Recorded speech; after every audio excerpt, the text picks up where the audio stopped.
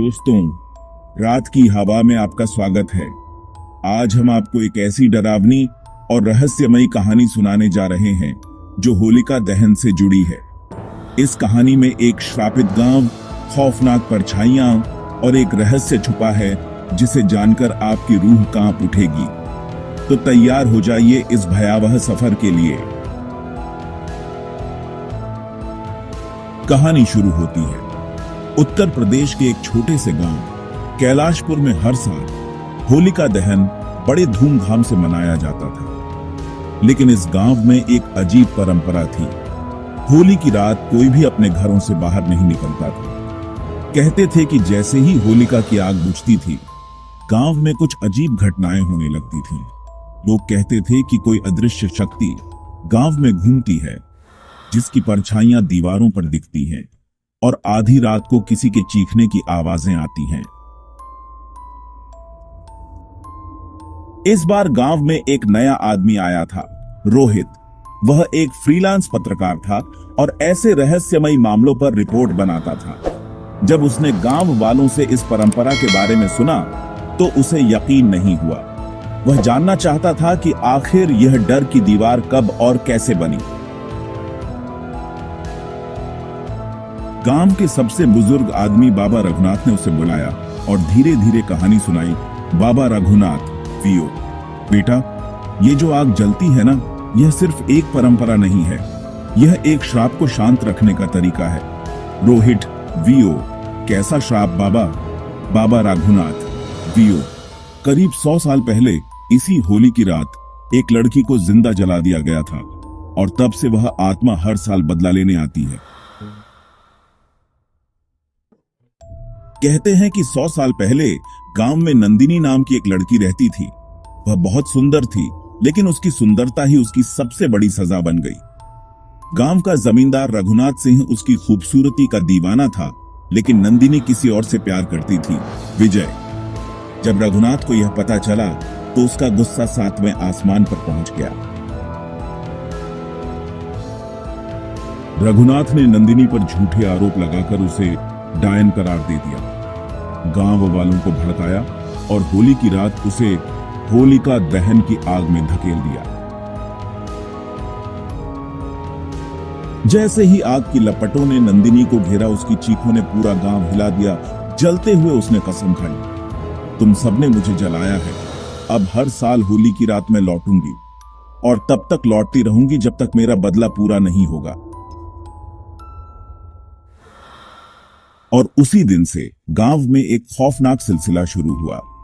हर साल होली के अगले दिन कोई ना कोई रहस्यमय तरीके से गायब हो जाता। कुछ लोगों की जली हुई लाशें खेतों में मिलती, तो कुछ के घरों की दीवारों पर खून से लिखे संदेश होते, मेरा बदला अधूरा है। रोहित इस कहानी को सुनकर और भी ज्यादा उत्साहित हो गया। उसे अंधविश्वासों में यकीन नहीं था। उसने फैसला किया कि इस बार वह होली की रात बाहर ही रहेगा और देखेगा कि आखिर होता क्या है। गांव वालों ने उसे बहुत समझाया, लेकिन वह नहीं माना। होली की रात आई और जैसे ही होलिका दहन हुआ, सब अपने घरों में बंद हो गए। रात के ठीक 12 बजे रोहित ने कैमरा ऑन किया और बाहर निकला। पूरे गांव में सन्नाटा पसरा हुआ था। अचानक उसे एक साया दिखा। एक औरत सफेद साड़ी में खड़ी थी। उसकी आंखें अंगारों जैसी जल रही थी। रोहित के शरीर में झुरझुरी दौड़ गई। कभी एक जली हुई लड़की की चीख गूंज उठी, मेरा बदला अधूरा है। और तभी हवा में एक तेज झोंका उठा। रोहित का कैमरा झटक कर जमीन पर गिर गया। उसके कानों में किसी के रोने की आवाजें आने लगी। जब उसने ऊपर देखा तो वह औरत अब तेजी से उसकी ओर बढ़ रही थी। रोहित ने भागने की कोशिश की, लेकिन जैसे ही उसने पीछे मुड़कर देखा, वह औरत अब हवा में तैर रही थी। उसकी जलती हुई आंखें सीधे रोहित को देख रही थीं।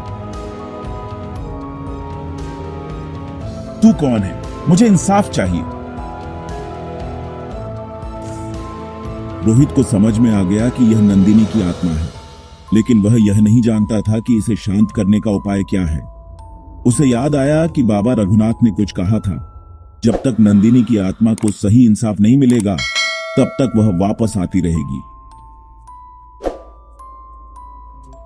अगले दिन रोहित ने पूरे गांव के सामने 100 साल पुराने उस पाप को उजागर किया।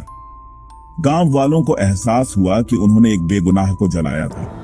गांव के पुजारियों ने मिलकर एक विशेष यज्ञ किया और नंदिनी की आत्मा से माफी मांगी। जैसे ही यज्ञ समाप्त हुआ, गांव के मंदिर में घंटियां जोर से बजने लगी।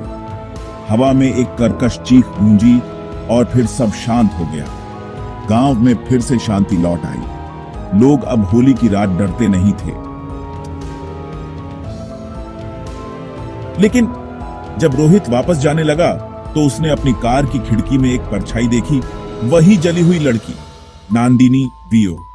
अभी तो सिर्फ एक कहानी खत्म हुई है। हर होली की रात एक नई दास्तान जन्म लेती है। यह थी रात की हवा की आज की डरावनी कहानी, होलिका दहन श्रापित अग्नि।